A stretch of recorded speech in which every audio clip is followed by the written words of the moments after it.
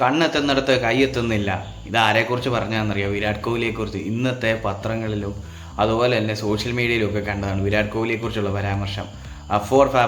Fabulous players എന്നും പറഞ്ഞ് 4 players ഉണ്ട്. Steven Smith, Kane Williamson, Joe Root, Virat Kohli എന്നിവരെക്കുറിച്ചും അവരുടെ പ്രകടനങ്ങളെക്കുറിച്ചും വിലയിരുത്തിക്കൊണ്ടുള്ള ഒരു ന്യൂസാണ് നമ്മൾ കണ്ടത്. പക്ഷേ അതിൻ്റെ അകത്ത് വിരാട് കോഹ്ലിയെ പരാമർശിക്കുന്ന അദ്ദേഹത്തിന് ഇപ്പോൾ പഴയ ഫോമിലേക്ക് എത്താൻ പറ്റുന്നില്ല, അദ്ദേഹം കണ്ണെത്തുന്നിടത്ത് കൈയെത്തുന്നില്ല, അല്ലെങ്കിൽ കൈയെത്തുന്നിടത്ത് കണ്ണെത്തുന്നില്ല എന്നും പറഞ്ഞു അങ്ങനെയൊക്കെ അദ്ദേഹത്തെ പറ്റി വിമർശിക്കുക. അതായത് സച്ചിൻ ടെണ്ടുൽക്കറും വീരേന്ദ്ര സെവാഗും തുടങ്ങിയ പ്രമുഖ താരങ്ങൾ കരിയർ അവസാനിക്കാറായ സമയത്ത് അവർക്കുണ്ടായ അതേ പ്രശ്നം തന്നെയാണ് വിരാട് കോഹ്ലി അഭിമുഖീകരിക്കുന്നത് എന്ന തരത്തിലാണ് റിപ്പോർട്ടേഴ്സൊക്കെ ഓരോന്ന് എഴുതി വെച്ചേക്കുന്നത്. അതിപ്പം എല്ലാ കാലത്തും എപ്പോഴും ഒരുപോലെ ഫോമിൽ കളിക്കാൻ പറ്റുമോ? ഓരോ പ്ലേയേഴ്സിന് ഫോം ഔട്ട് ആകുന്ന സാഹചര്യങ്ങളുണ്ടല്ലേ, ഫോം ആകുന്ന സാഹചര്യങ്ങളുണ്ട്.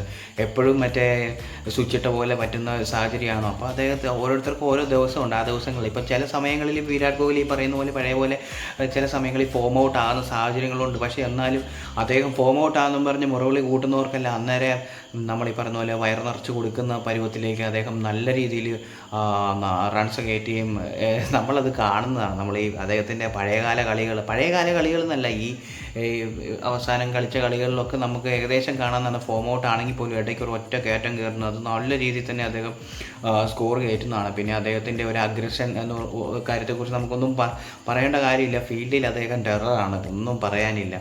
അങ്ങനെയുള്ള ഒരു താരത്തെ പറ്റിയാണ് ഇപ്പോൾ ഇങ്ങനെ ഒന്ന് താഴോട്ട് പോകുന്നു എന്ന് കാണുമ്പോൾ അന്നേരം നമ്മൾ പിന്നെയും ഒന്നുകൂടെ പിടിച്ച് വലിച്ച് താഴെ ഇടുന്ന ഒരവസ്ഥ. അങ്ങനെ ഒരിക്കലും ചവിട്ടി കൂട്ടാൻ പറ്റുന്ന ഒരു താരമല്ല വിരാട് കോഹ്ലി എന്ന് പറയുന്നത്. വിരാട് കോഹ്ലി എന്നൊരു താരത്തെപ്പറ്റി എല്ലാവർക്കും നന്നായിട്ട് അറിയാവുന്നതാണ്. അദ്ദേഹത്തിൻ്റെ അഗ്രഷൻ, അദ്ദേഹത്തിൻ്റെ പ്ലേയിങ് സ്റ്റൈൽ, അദ്ദേഹത്തിൻ്റെ ഫീൽഡിലെ മികവ് എല്ലാം.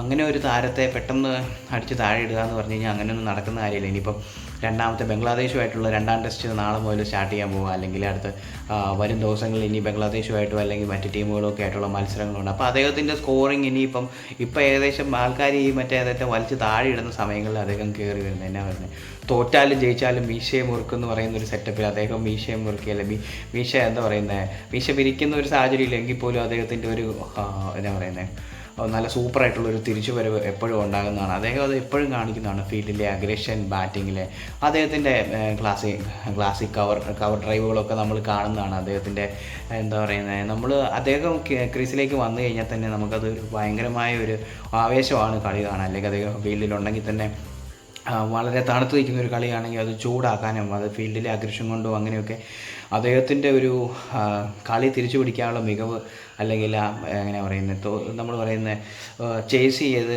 കളി ജയിപ്പിക്കുന്ന പല സാഹചര്യങ്ങളും എം എസ് ധോണിയെ പോലെ തന്നെ ഇദ്ദേഹവും പല കളികളും നമ്മളെ ചേസ് ചെയ്ത് ജയിപ്പിച്ചിട്ടുള്ള ഒരു മനുഷ്യനാണ്. ആ ഒരു വ്യക്തിയെ പറ്റിയാണ് ഈ പത്രങ്ങളിലെല്ലാം അല്ലെങ്കിൽ മാധ്യമങ്ങളിൽ ഇതുപോലെ വലിച്ച് താഴെ ഇടാൻ വേണ്ടി നോക്കുന്നത്. അങ്ങനെയെങ്ങും താഴെ പോകുന്ന ഒരു വ്യക്തിയല്ല അദ്ദേഹം. അടുത്ത ദിവസത്തെ കളികളിൽ എങ്ങനെയാണെങ്കിലും മികവ് തെളിയിക്കും. മികവുറ്റ ഒരു താരമാണ് വിരാട് കോഹ്ലി. അങ്ങനെയൊന്നും എഴുതി തള്ളാൻ പറ്റുന്ന ഒരു മനുഷ്യനല്ല. അദ്ദേഹത്തിൻ്റെ വരും ദിവസങ്ങളിലെ കളികളിൽ നിന്ന് നമുക്കത് മനസ്സിലാക്കിയെടുക്കാവുന്നതാണ് കേട്ടോ. ആരും വിമർശിക്കാൻ നിൽക്കേണ്ട, അദ്ദേഹം തിരിച്ചു വരും.